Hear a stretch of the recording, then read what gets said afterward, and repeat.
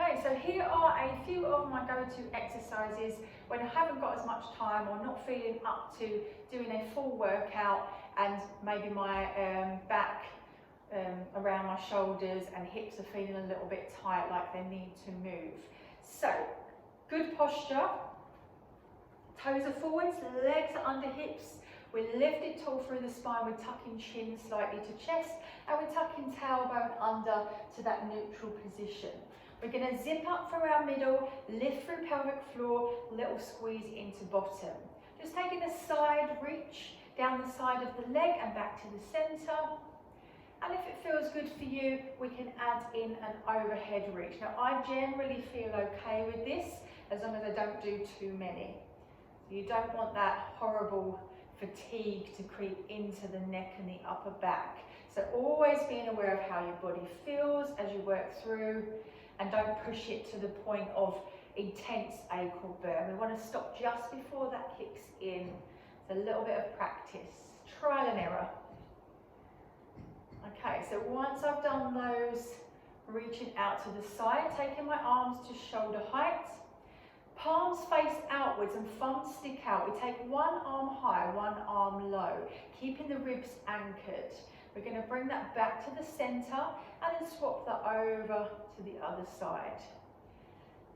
So I find this really relieves my tightness around my shoulders, my shoulder blades. I tend to feel a little bit of nerve pinching. So this really releases that nerve. So it might feel a little bit strange down the arm, maybe into the fingers, as long as there's no pain there. So sign up for arms. I'm just going to do 2 more because I can feel that ache creeping in. If you can do more, by all means do more. Okay, then releasing down, relaxing the shoulders. So I find I get really tight around my ribs, front and back of the ribs, and that needs a little bit of rotation to free things up. So we take prayer hands to the centre of the chest, keeping the hips forwards. We're just going to rotate the upper body, so from the waist up, allowing the head to move with the rest of the spine. So we go one side and then the other. So it'll feel really, really small, but we are doing some good here. Nice subtle movement. Just to stretch out those muscles that feel like a corset that's too tight, if you know what I mean. So as you're working through, just allowing your breath to flow, try to relax the muscles that shouldn't be working. That includes the jaw and the neck. Just taking one more to each side.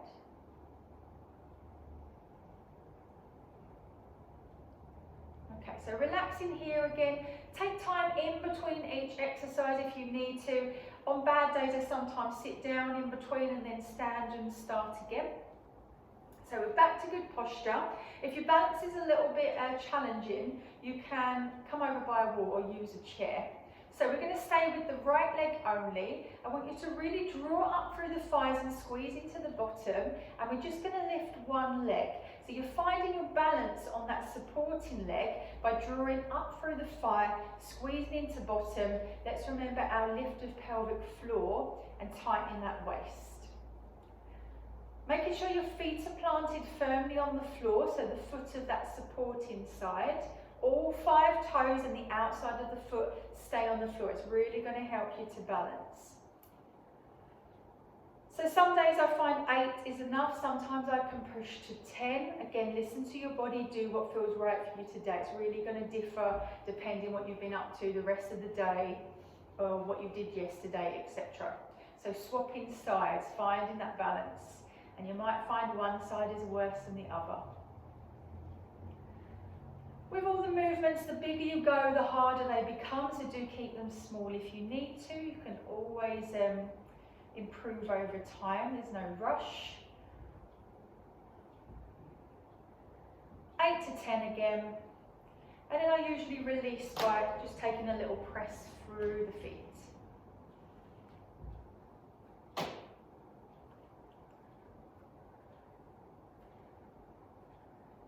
So at the moment my lower back's really tight, so I'm not working with the usual Pilates roll down, for those of you who are familiar with Pilates, I tend to come down to the floor and then come into my cat stretch instead. So it's arms under shoulders, legs underneath the hips, and you find in that neutral position where the spine is long and tailbone is tucked to start with. You're going to round off through the spine, tucking chin to chest and tailbone tucks under, making a C shape through the spine. And now allow this to release, a little lift of the head, gentle dip at the back. And repeat again, arching up, keeping that tummy halfway to spine, little squeeze into your bottom. And again, we want to stretch out without causing tension in the neck or in the shoulders. So if you find this all fours position is too much through the shoulders, the neck or the wrists, we can do this seated, reaching towards the ankles, rounding off. And then we sit tall, taking the fingertips to the floor. Rounding off, so we're still making that C shape. And then sitting tall. So just a couple more of whichever version you've chosen to go with. Rounding off. And release. Now this time, we're going to round off. We're going to take the body weight back, so bottom towards the heels slightly. Push back as far as you can. Pull it back to centre, keeping that arch. And then release off. So we arch up, we lean back as if we're bringing our bottom towards our heels, back to centre, and release off. And again, if you want to continue with the seated version of the cat stretch, then continue as you are. So you can do as many of those as feels good. After that, you might want to come off of the wrists. And we're going to come onto our back. So legs hip distance apart, toes, knees and hips in alignment, head relaxed down. We're going to tuck under, find our neutral position. Some days pelvic tilts are enough, some days I find I can lift into our shoulder bridge. So our pelvic tilt is a tilt of the pelvis, squeezing the bottom, allowing that lower back and bottom to lift ever so slightly. Then we place it back down to neutral. So we tilt it up and forwards, we release it down. So you're coming from your neutral position, tucking that pelvis under, your bottom will lift from the mat slightly, and we're just releasing up the lower back and getting your bum muscles to fire. When we train those bum muscles to work, they work with your lower back to support it. If you feel you can go further, we take that further into shoulder bridge. So pelvic tilt, push through the feet, squeeze into thighs, and push the hips up towards the ceiling. Keeping your feet grounded, keeping the legs strong. We come down through the spine, backbone by backbone. So upper back, mid back, lower back comes down last, and then we release. We reset and go again. So we want to be lifting through pelvic floor, squeezing into bottom, tightening that tummy as we lift the hips up, controlling the movement, controlling the hips, and then coming down through the spine, slowly, slowly. Allowing your breath to flow as you're working through. Just going with one more. I tend to find my thighs and my bottom, the muscles get tired really quickly. So 4 may be enough. You may want to do a little bit more. Again, listen to your own body and reach out to help if you need any help or advice. So relaxing here, just stretching the legs away, maybe stretching the arms overhead. Giving yourself that time in between the exercises to recover, to breathe, and to relax the muscles. So bringing the legs back with the feet to the floor, but we're going to take them wider than hip distance apart. Arms relaxed either side of you, so they're not shoulder height, they're a little bit lower so that the shoulders and the neck remain relaxed.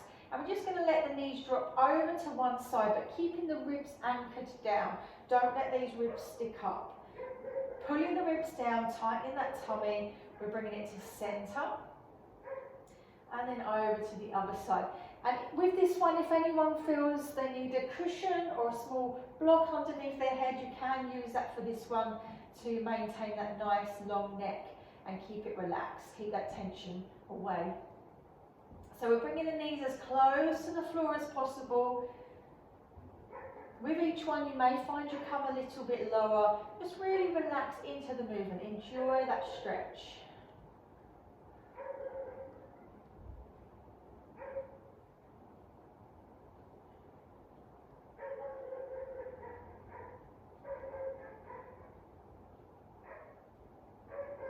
Just taking one more. And I'm going to come around into a seated position.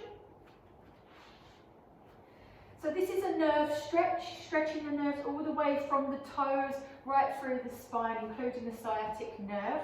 We're going to take the legs hip width apart. We're going to sit tall. You may want to sit on a cushion or a rolled up towel or a block if you have one. We're going to take the arms at shoulder height if possible. Imagine you've got a big beach ball here, and we're going to round off over that beach ball, tucking chin towards the chest. We're going to reach down to bring the hands to relax on the shins or on the ankles. We're going to flex the feet as much as we can, keeping the tummy pulling in to protect and work with the spine. We're going to release the feet, and we're going to roll back up as if we're rolling back up off of that big beach ball. So feet are relaxed. Rolling over the beach ball, making that C shape, reaching towards the shins or ankles. Flexing the feet, hold for a few seconds. You might feel a little bit of pull in the back of the legs. You can keep a slight knee bend if you need to, as long as we're feeling that stretch. Release. Roll up off of that beach ball. We're going to go with one more. So rolling over, reaching to shin or ankle, flexing the feet, relaxing the feet, and rolling back up. So it might feel a little bit strange to begin with. We are stretching out and releasing the nerve. You'll find that any nerve pain eases with this exercise. It's a really, really good one. Okay, back round onto all fours, but this time we're going to rest onto forearms. So we're here on all fours, back is long, we come down to forearms. Arms are shoulder width apart.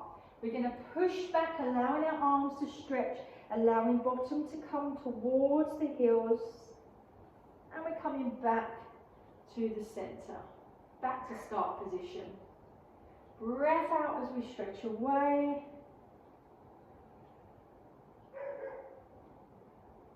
And breath in to bring it back in.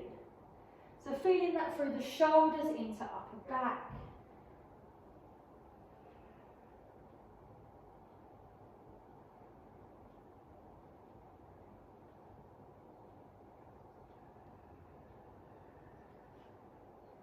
Again, working with as many as feels good for you. You should feel more stretch than ache in the muscles. That should feel quite nice. Maybe do 8 of those, work up, build it up slowly. So those are my go-to exercises, or a few of them anyway. Give them a go, see how you get on. If you have any questions about anything, please do get in touch via the comments or send us a direct message. See you soon.